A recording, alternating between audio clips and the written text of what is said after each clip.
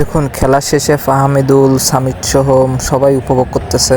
দর্শকদের আসলে ফুটবল এরকম একটা জাগরণ বাংলাদেশের মানুষ অনেক দিন ধরে আশা করতেছিল, আর সেই আশার প্রতিফলন আজকে দিল ফাহামিদুল, হামজা চৌধুরী সহ আরও অনেক প্লেয়াররাই। তো ম্যাচটা কেমন লাগলো সবার কাছে সবাই জানাবেন। আর এই যে ম্যাচটা দেখে মনে হচ্ছে যে ইউরোপের কোনো বড় কোনো টিমের খেলা দেখতেছি, কিংবা আসলে মনে হয়নি যেটা বাংলাদেশের খেলা দেখতেছি। আসলে ওভারঅল সব কিছু মিলায় খুব সুন্দর খেলেছে বাংলাদেশ। অভিনন্দন বাংলাদেশ টিমকে। দেখুন বিদেশি দর্শকরা কীভাবে বাংলাদেশের প্লেয়ারদের কাছ থেকে অভিবাদন নিচ্ছে, এবং আসলে সবাই খুবই উৎসাহিত। সবাই যে গ্যালারিতে 50,000 দর্শক আছে সবাই বিমোহিত খেলা দেখে। আর খেলাটা যদিও ফলাফল সবাই জানি 1-1 হয়েছে ফলাফলটা। অবশ্যই ম্যাচটা ড্র হয়েছে, কিন্তু বাংলাদেশের জন্য এই ম্যাচটা ছিল অনেক বড় একটা প্রাপ্তির ম্যাচ।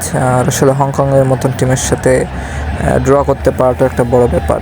তো সবাই আসলে জানাবেন সবার কাছে ম্যাচটা কেমন লাগলো। আসলে আমার কাছে তো খুবই ভালো লেগেছে, এবং আশা করি আপনাদের কাছেও ভালো লাগবে।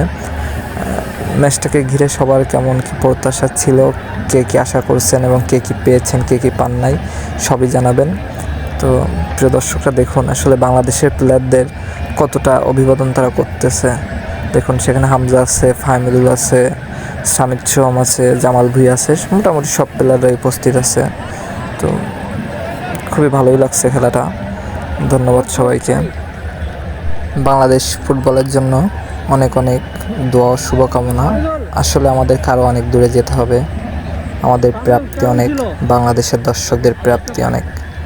তো এই টিমের কাছে, এই টিম ম্যানেজমেন্টের কাছে, সবার কাছেই একটাই দাবি আশা, সেটা হচ্ছে বাংলাদেশ ফুটবলকে আবার নতুন একটা জায়গায় নিয়ে যেতে হবে, যেন দেশের শ্রেষ্ঠ খেলা হয়।